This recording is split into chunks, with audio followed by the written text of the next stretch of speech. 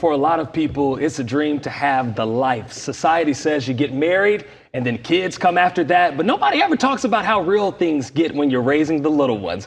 Joining us this morning is radio personality and co-host of The Breakfast Club, DJ Envy, and his wife, Gia Casey. It's great to have you both with us this morning. Thanks for having us. Happy to be here. Yeah, so let's jump right into this because you guys have a follow-up book from your bestseller, which was Real Life, Real Love. This one is entitled Real Life, Real Family. We're talking about the family. Y'all aren't new to this. Y'all been married for more than 20 years and you have 6 kids. Yes. That's right. First of all, how did we get there? 6 kids is a lot. Well, 6 kids. Well, if you don't know how we got there, how we got there. there's a man and there's a woman. Oh, yes. And then, you know, that's how we got there. We'll skip that part. Okay, all right. So we got 6 kids. I wanted a big family. You know, Okay. I'm an only child growing up, so I wanted big. And at first we had our first 2, girl, boy, and I just wanted more. And I love kids. Kids make you, I mean, you're a new father. I'm a new dad, yeah. Yeah, so you know the energy that the kids give you. It makes you feel young. They put you on to so many different things. And there's no joy, no better joy than coming home and seeing those smiling faces at you. Yeah, I believe that for sure. So you got into this book. What are we talking about here when we talk about the family? It's kind of like a playbook of how to help people raise those kids. Right. So the reason we wrote the book is when you have a child, right? When you have a baby, the baby doesn't come out and they don't give you an instruction manual, right? You have to figure it out on your own. And with 6 kids, being married 24 years, being together 31, we wanted to do something where we help people out, right? Where we talk about the good, the bad. You know, you see things on Instagram sometimes or social media and you just see the great stuff. Of course. But what about all the hard stuff, the difficult talks? The sex conversations, the potty conversations, the ADD, ADHD conversations. We have all that in the book, and it's a guide to help people on their journey. Something that you guys say that I absolutely love, you say you're not raising good kids, you are raising good people. What does that mean? Because when it comes to raising children, the end goal is the human being that they're going to become. So as parents, you're their greatest example.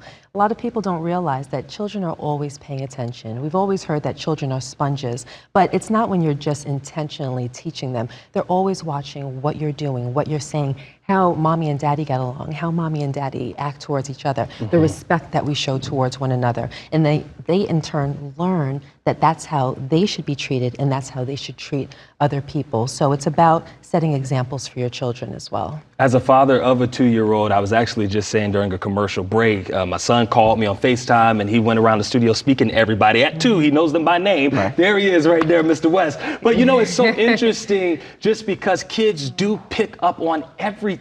Yes. They do. How do you define resilience in children? What are some of those strategies that you suggest for fostering that? Well, the first thing I'd say is I was raised, my dad's retired police officer, ex-military. So it was his way or the highway. Dad, I want this. No, why? Because I said so. Gia taught me patience. Meaning when your child asks you for something and you can't do it or you don't want them to do it, you explain why. You give them an explanation.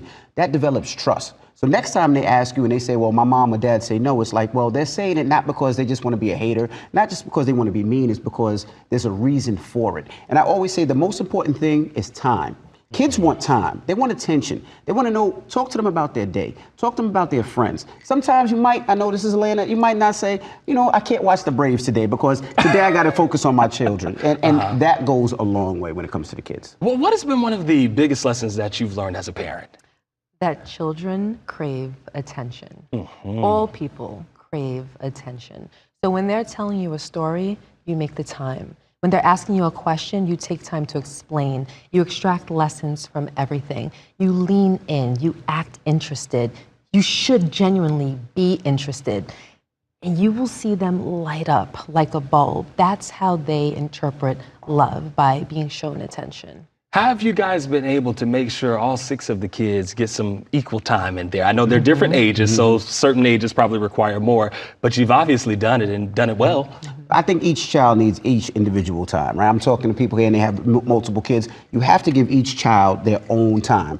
My daughters, they dance, they compete. I'm at every dance. I know all the dances. I'm sitting there talking about ballet, spinning. She missed that part. She missed that part. I know every Yeah. My oldest, she just graduated from NYU. I talk to her all the time. My oldest son, he FaceTimes me from the club. He's 21. He goes to the University of Miami. Last week, he FaceTimed me with Cardi B. Hey, what's up, Dad? I'm with Cardi B. We spend that time, that time with those kids. We make sure each one has their own individual time. Thank you both so much for being with us today. The book is called Real Life, Real Family, and we've got a link to how you can purchase it on AtlantaNewsFirst.com. Thank you. Thank you for having us.